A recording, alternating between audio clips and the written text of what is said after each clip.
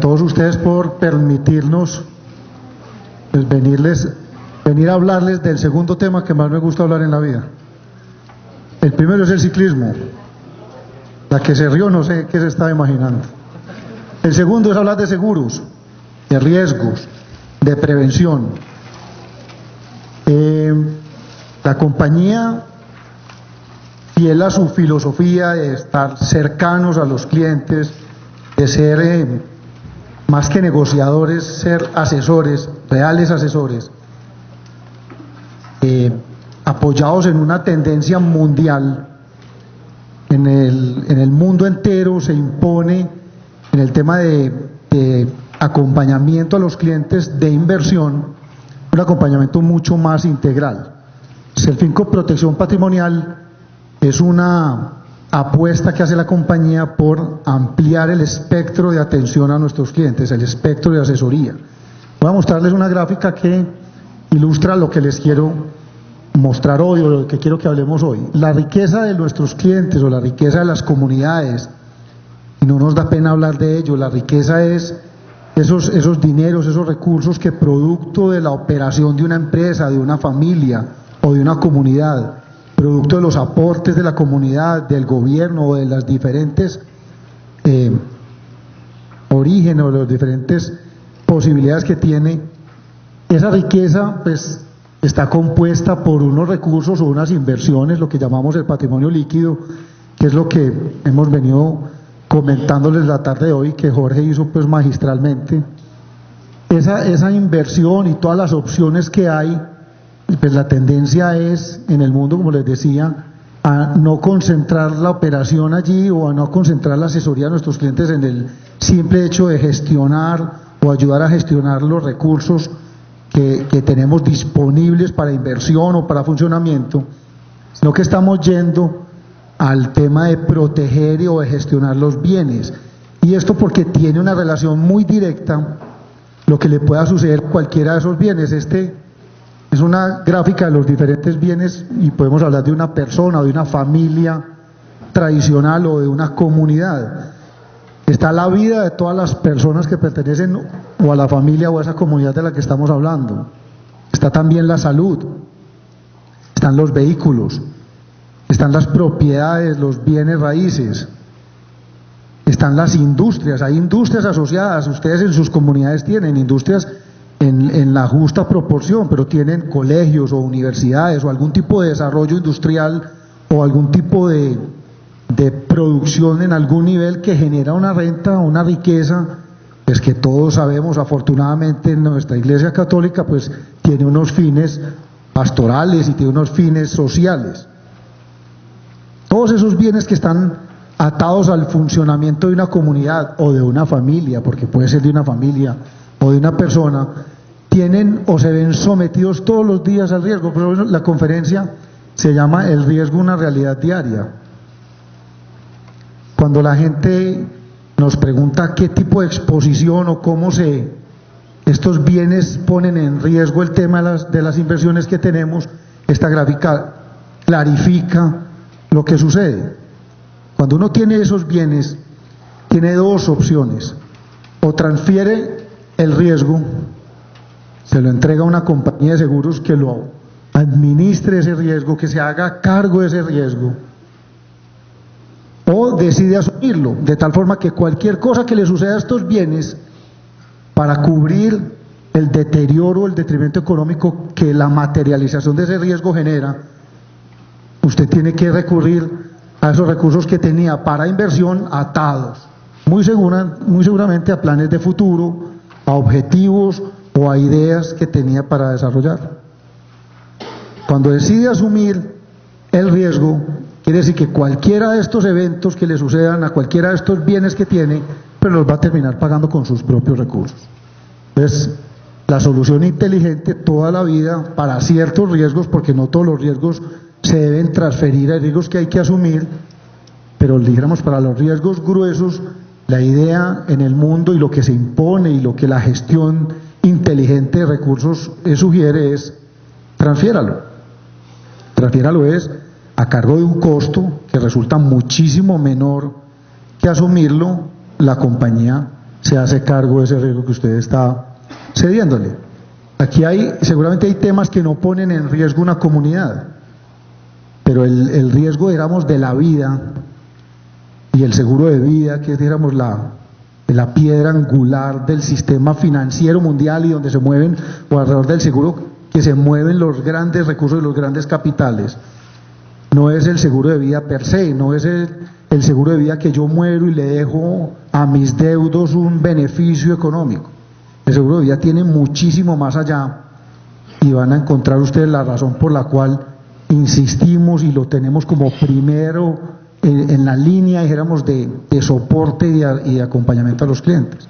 El seguro de vida tiene acompañado lo que hemos conocido, los amparos que se conocen como la incapacidad total y permanente, y es como un seguro de vida aún en vida puede ayudar económicamente a la falta de esa persona que genera la renta, esa persona que genera los ingresos en una comunidad o que genera los ingresos en una familia. Cuando una persona queda inválida por una enfermedad o por un accidente, el seguro de vida se hace efectivo. Si tiene, pues obviamente ese amparo de incapacidad total y permanente. Tiene el seguro de vida el amparo de enfermedades graves, y a ese sí estamos sometidos y expuestos todos los seres humanos. Ahora lo vamos a ver con más detalle. El riesgo de la salud. Cualquier persona, cualquiera de nosotros, el riesgo de la salud es un riesgo que no se puede prever, está implícito en nuestra naturaleza humana. Las enfermedades en cualquier momento pueden aparecer. Los vehículos, y tal vez el menor de los riesgos y el que más nos preocupa. No sé si a ustedes les ha pasado, seguramente en sus comunidades o en sus casos personales. La gente compra un vehículo, yo no sé por qué las concesionarias, la ley de Murphy, se unen y nos entregan los vehículos normalmente los viernes a las 5 de la tarde. ¿Qué pasa si una persona compra un vehículo nuevo, va al concesionario a las 5 de la tarde y no tiene seguro? ¿Qué hacen ustedes? Lo dejan guardado en el concesionario hasta el lunes, hasta que no tengan seguro, ¿cierto? Pero todos los días salen por la puerta de la casa sin un seguro de vida. Y el carro vale 20, 30, 40 millones de pesos, su vida no tiene precio. Y se lo aseguro que vale muchísimo más que 30 o 40 millones de pesos, pero todos los días sale por la puerta de la casa sin un seguro de vida. Y ni hablar pues de los seguros o de los riesgos asociados a las propiedades y a los bienes inmuebles, que tal vez es el que más se pueda presentar en el tema o en el caso de sus comunidades.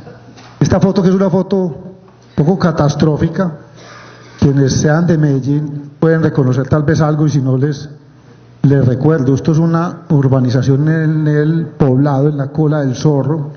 Es una urbanización estrato 6 que se llama Poblado Verde. Un sábado en la mañana esas familias estaban seguramente tomando el desayuno cuando la montaña se dio. Un desconfinamiento, murieron 11 personas y desaparecieron 7 casas por completo. Hoy en día eso es una zona verde. Están funcionando tal vez las casas que estaban sobre el extremo de la parcelación, las otras fueron demolidas y reconstruyeron la vía, pero bueno, se perdieron, como les digo, 11 vidas y 7 casas. El daño material es tremendamente importante, pero el daño de esas personas o la pérdida de esas personas es incalculable, invaluable para esas familias. De alguna manera lo que pretendemos es sensibilizarlos a ustedes, y sería el gran objetivo hoy, finalizando esta conversación con la que estamos teniendo, es que se hagan conscientes, yo sé que ya lo son, pero que lo hagan en la medida y en la justa medida de los riesgos que asumen permanentemente en sus comunidades, y ustedes que son los responsables de administrarlo. Los riesgos se dividen en 3 grandes bloques. Los riesgos personales son todos aquellos que amenazan la integridad física de las personas. Los riesgos reales, que son los riesgos amarrados a lo que le puede suceder a los bienes inmuebles, y los riesgos patrimoniales son los riesgos que generan detrimento patrimonial, pérdidas económicas importantes. Alrededor de una familia, de cualquier índole la familia, hay un sinnúmero de riesgos. El riesgo político, a todos nos afecta lo que sucede en nuestras comunidades políticamente hablando. La orientación política de una nación, el juicio con que los gobernantes hagan su trabajo genera un riesgo para nosotros. Y bueno, nos van a decir a los colombianos, hablar de riesgo político, 50 años de inestabilidad, de violencia, de muerte, eso es un riesgo que tiene tinte político. El riesgo económico, algo de lo que Jorge nos habló ahora, este es mucho más macro, es el riesgo de lo que sucede en los mercados, lo que le sucede a los países o a las economías, más a estos países como el nuestro, que son economías emergentes, cómo sus economías se mueven al vaivén de lo que sucede con el petróleo, con el dólar, con otras bolsas, con otros mercados internacionales. Los riesgos de mercado, y ese es un riesgo que Jorge explicó muy bien ahora, de cómo hay ciertos mecanismos y herramientas en el sistema financiero que dependen del comportamiento del mercado. El riesgo de crédito, ahora vamos a ver más adelante cómo se materializa el riesgo de crédito en una familia o en una persona, es la posibilidad o no de acceder al crédito, y esto incluso va desde las cifras macroeconómicas. El riesgo de crédito lo tiene hasta un país. Cuando un país no es juicioso en sus finanzas, en el manejo de su tributación, tiene problemas de riesgo de crédito, tiene que, cuando va a financiarse en el exterior, en los mercados, y va a vender deuda, tiene que pagar mucho más por la deuda para que los inversionistas decidan invertir en nuestra economía. El riesgo laboral es todos los riesgos que están asociados a la gestión o al trabajo, todo lo que me puede pasar allá. El riesgo legal, riesgo que seguramente está asociado a los otros, lo que pueda desprenderse de la materialización de un riesgo en términos legales. El riesgo de las actividades, hay riesgos que son inherentes a la actividad que desarrolle, el que maneja una motocicleta, el que maneja una maquinaria, el que está en el campo, ese tipo de riesgos que son inherentes a la actividad de la persona. El riesgo social, y el riesgo social es el riesgo de atraco, el riesgo de una extorsión, el riesgo de lo que me sucede cuando estoy conviviendo con mis conciudadanos. El riesgo de la vivienda, el riesgo de no tener un techo, no tener dónde guarecerse, uno de los inclemencias del tiempo. El riesgo humano, que es el riesgo propio nuestro. Si se dan cuenta, son muchísimos los factores que afectan a una familia, a una comunidad, son muchos los riesgos que se pueden materializar. La gran mayoría de ellos se materializan y generan problemática de orden económico, normalmente. ¿De qué tipo? Ahí, la gran mayoría de esos riesgos que acabo de mostrarles generan lo que llamamos en riesgos y seguros el lucro cesante. Es que por causa de ese riesgo, por causa de la materialización de ese riesgo, vamos a tener una pérdida económica. Normalmente, el estado normal de una familia es en azul los ingresos, en negro y hacia abajo los egresos, y este vector que está por debajo de la línea roja, lo que podrían ser los excedentes. Ahí los estamos mostrando como lineales, pero pueden ser variables. Pero normalmente, en condiciones normales, una familia tiene algún tipo de excedente, que es lo que es el ahorro, que son los recursos que nos decía Jorge ahora, son los recursos que van a las cuentas de ahorro, al mercado bursátil, al mercado de valores, y son los recursos con los cuales se opera y se mueve esa gran maquinaria, esa gran rueda que reparte esos recursos de las familias y de las empresas en el mercado de capitales. ¿Qué pasa cuando se materializa un riesgo? Pues hay dos tipos de lucro. Cuando hay una disminución o pérdida del ingreso, yo vengo con mis ingresos, con mis egresos y con un excedente, se materializa un riesgo, no puedo seguir generando ingresos. Esta es una gráfica que podría ilustrar lo que sucede cuando una persona tiene una incapacidad total y permanente, se invalida, no puede seguir trabajando, sigue teniendo los mismos gastos, ¿sí? O incluso puede llegar a tener gastos superiores, pero lo que sí va a hacer es que al no tener ingresos, el déficit acumulado, que es la línea roja o la flechita roja, se va a ir incrementando día tras día, mes tras mes. Si yo no puedo seguir generando ingresos, pues lo que voy a generar entonces es un déficit.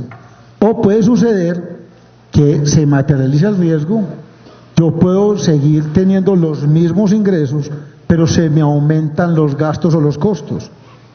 Entonces es en la familia la cabeza del hogar puede seguir ganando, tiene su salario, trabaja en una compañía, pero tiene un hijo enfermo, o la mujer enferma, o un familiar enfermo. Se sigue ganando lo mismo, no gana más, tiene unos gastos, pero ya esos gastos más los gastos nuevos le generan un déficit de cierto tamaño. Miren que antes para vivir o para mantener esa familia o esa comunidad tenía un valor y se multiplicó ese valor, eso le genera un déficit. Eso es el lucro cesante.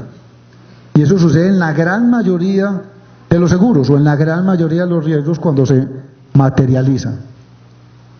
¿Cómo es en una familia? ¿Cómo impacta en una familia la materialización de un riesgo? Los riesgos están permanentemente allí, por eso hablamos de los riesgos, una realidad diaria. Todos los días estamos expuestos a ellos. Algunos de ustedes piensen, ¿cuál fue el momento más riesgoso que vivieron en los últimos días? Yo les puedo contar, ya les anticipé que me gusta muchísimo la bicicleta. El domingo íbamos en una carretera cerca de Medellín yendo hacia un sitio que se llama Molino Viejo. Íbamos 7 ciclistas, compañeros, todos a una velocidad muy moderada. En sentido contrario venía un bus pasando un camión. Seguramente no tuvo la previsión que se requiere. En el grupo, quienes iban adelante en el grupo de ciclistas se asustaron, frenaron súbitamente y todos los que veníamos detrás, pues uno se abalanza sobre el que va adelante. Golpeé yo al ciclista que iba adelante y me caí. Afortunadamente logramos reaccionar, no pasó nada, pero eso que fue, digamos, un evento menor, ha sucedido muchísimas veces y ustedes saben en qué termina o en qué podría haber terminado ese pequeño suceso. Podría haber terminado en la muerte, muy probablemente hubiera estado aquí contando la historia. No es una historia de terror, es una historia de la vida real. Todos los días se materializan los riesgos, todos los días quienes manejamos automóvil, todos los días estamos expuestos a esto. Si manejan motocicleta, mucho más. Pero ya les hice un recuento de todos los riesgos a los cuales estamos expuestos y ustedes saben que sí, así es. Ocurre el riesgo, se materializa. Inmediatamente implica algo en el flujo de caja. Si el carro está en el taller, eso me genera unos gastos. Si estoy enfermo, me genera unos gastos. Y cada uno de esos riesgos de los que hablamos ahora, se me incendió la fábrica, se me quemó el negocio, se me dañó la máquina con la que produzco algún tipo de alimento en mi negocio, todo eso afecta el flujo de caja. Seguramente las medidas son insuficientes, o si no tenía un seguro que lo cubriera, pues le va a tocar ir a buscar sus ahorros, y ahí es cuando unimos el tema de inversiones con el tema de riesgos. Habría que ir entonces a hacer finco, a decir, oigan señores, vamos a necesitar 100 millones de pesos para comprar ese bus nuevo que lastimosamente no lo teníamos asegurado y se nos accidentó y tuvimos una pérdida total y necesitamos el bus para transportar, no sé, seminaristas, se me ocurre, padre, allá en Jericó se nos fue por una de esas carreteras. Después de que uso los ahorros, cuando ya es insuficiente y cuando me agoto los ahorros, la gente termina buscando el préstamo. El préstamo familiar es el primero. Antes de ir a pagarle a un banco, yo voy y busco a ver si el papá, la mamá, un hermano, el tío le presta una plata porque ya no es capaz de sostener con sus ahorros el déficit que le generó la materialización de ese riesgo.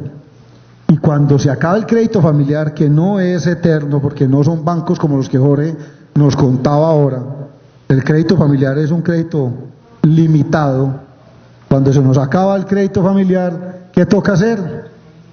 A vender activos.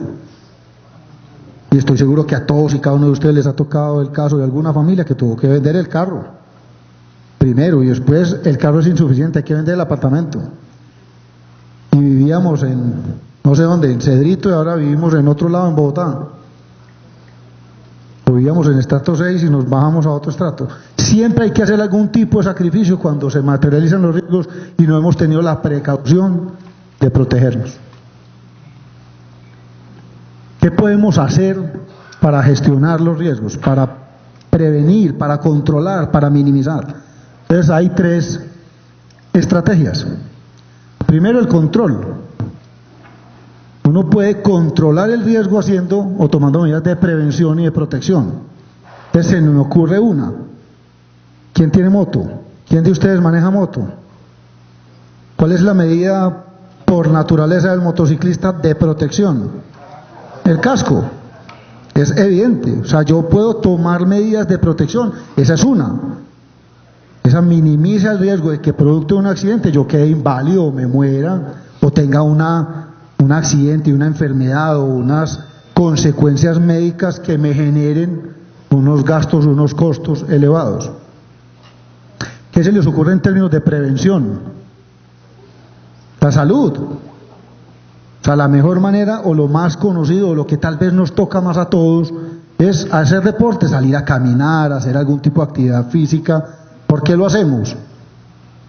Algunos por estética, pero la gran mayoría lo hacemos por salud. Pues obviamente nos divierte, pasamos bueno, entonces finalmente uno termina como uniendo una cantidad de cosas, pero el deporte finalmente o la actividad física regular es buscando que la gente prevenga ciertas enfermedades. Es muy normal entonces hacer ejercicio para prevenir. Esas son medidas típicas, pero estamos de acuerdo todos que son insuficientes. O sea, el señor que maneja moto, el casco lo protege de tener algo muy grave, pero la mejor protección que puede hacer es transferir ese riesgo y comprarse un seguro de vida, de tal forma que cuando el casco no actúe, o actúe pero sea insuficiente para el tamaño del riesgo que se materializó, pues la falta de esa persona en ese núcleo familiar sea cubierto por un seguro. Esto es transferir. Estas son las primas. Las primas que uno paga de seguros a las compañías de seguros es transferir el riesgo. Entonces terminamos haciendo una labor entre ambos. Yo hago algo de control, pero transfiero una parte del riesgo. Eso es gestión del riesgo. Incluso hay una tercera, que es la retención. Las compañías, si se dan cuenta, no asumen el 100% del riesgo por ustedes o por nosotros. Los famosos deducibles. Eso es una manera de retención.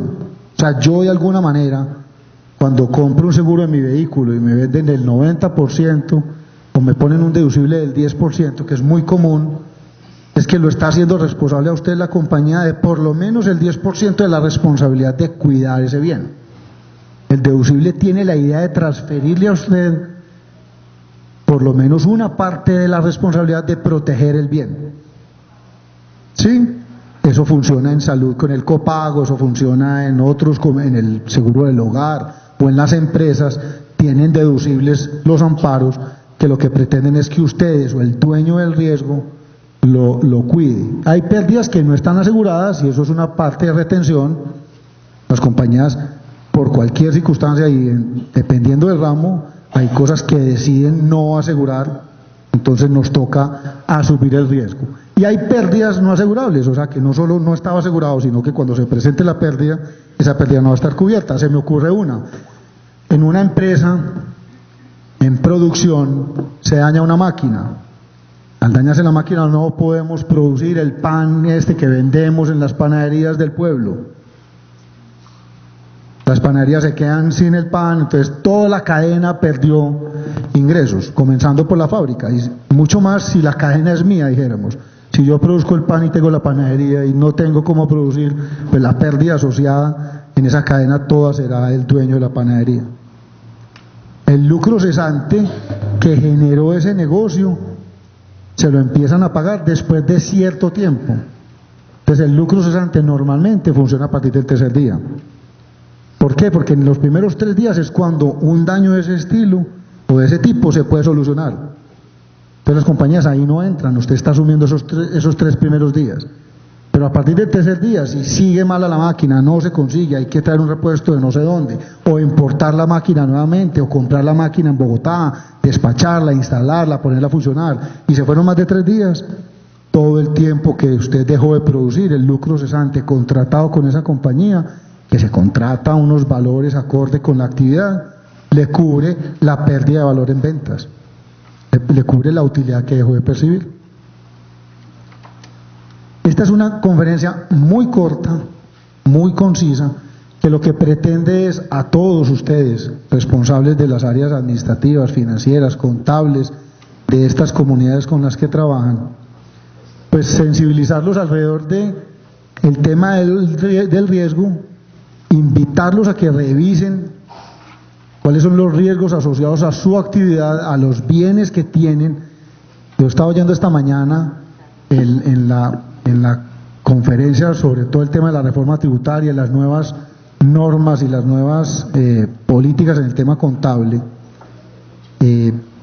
la cantidad de activos que ustedes tienen en sus comunidades, la cantidad de actividades y diferente índole que se hacen en estas comunidades que ustedes dirigen o en las cuales son responsables de la parte administrativa, tienen cantidades ilimitadas de riesgos, cantidades de necesidades. En el mercado hay muchísimas opciones, hay muchas compañías de seguros, hay muchos intermediarios de seguros, que es lo que hacemos nosotros. Lo que queremos es ponerlos a ustedes a pensar en qué están haciendo, cómo se están protegiendo, qué están asumiendo, qué están reteniendo, qué están contratando, con quién lo están haciendo. Obviamente con la idea de que si llegaran a necesitar algún tipo de asesoría estamos dispuestos, pero es más para que salgan, cuando vuelvan a sus ciudades, cuando vuelvan a sus comunidades, se pregunten qué está pasando con los riesgos, con esos activos, con ese patrimonio que no es de ustedes, que es de las comunidades para las cuales trabajan, y que es fundamental la protección de esos activos para que ustedes puedan cumplir con la labor social que tienen sus iglesias en esos municipios, en esos departamentos donde están. Si hay alguna pregunta, con muchísimo gusto. ¿Sí?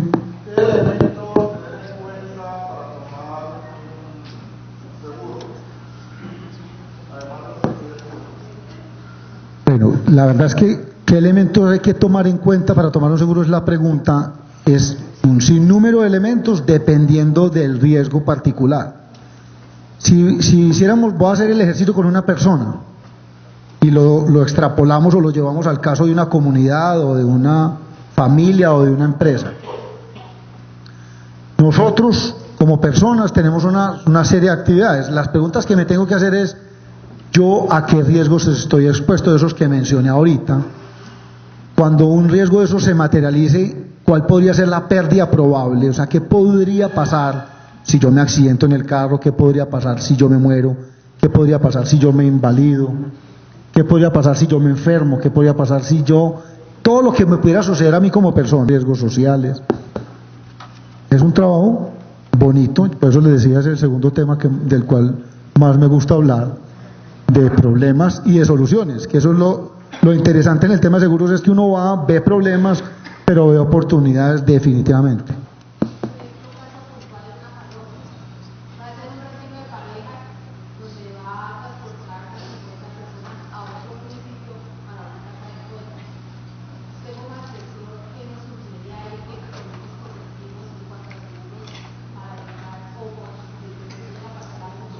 Hay dos posibilidades muy buenas. La pregunta nos pregunta, ¿cómo es tu nombre?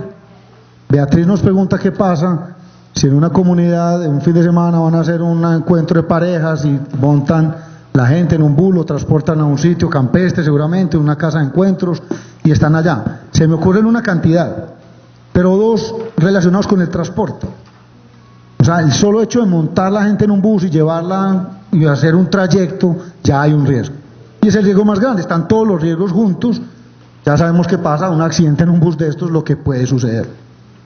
Lo primero, hay que escoger muy bien el transportador, porque el transportador tiene con su comunidad un contrato de transporte. Y el contrato de transporte está regido por el Código de Comercio. Una de las cosas que tiene que tener ese transportador es una póliza de responsabilidad civil contractual. Entonces hay que pedirle la póliza, copia de la póliza y mirar qué coberturas tiene. ¿Qué es lo que debe hacer? Buscar a su asesor de seguro y decirle, ¿esto es suficiente o no? Porque lo más común, dependiendo de la formalidad o informalidad de ese transportador, es que la póliza sea insuficiente para el riesgo que está asumiendo. Se accidentan, se va un bus por un despeñadero, se matan 4 personas, hay 7 heridos, y va uno a ver y tenía una cobertura de 3 millones de pesos por persona. Eso no es suficiente. Entonces, ¿qué hay que hacer? Hay que vigilar ese tema. Segundo, el encuentro sigue, es un fin de semana y hay actividades, salir, caminar, que nos tapemos los ojos, que nos guiemos por allí, cosas de ese estilo que se hacen como en el entrenamiento outdoor. Un accidente, una torcedura de un pie o cualquier cosa que le pueda suceder, usted debería tener una póliza de accidentes personales para proteger a todas las personas que asisten a ese evento. Se me ocurren esas dos, pero deberían haber más, o deben haber más.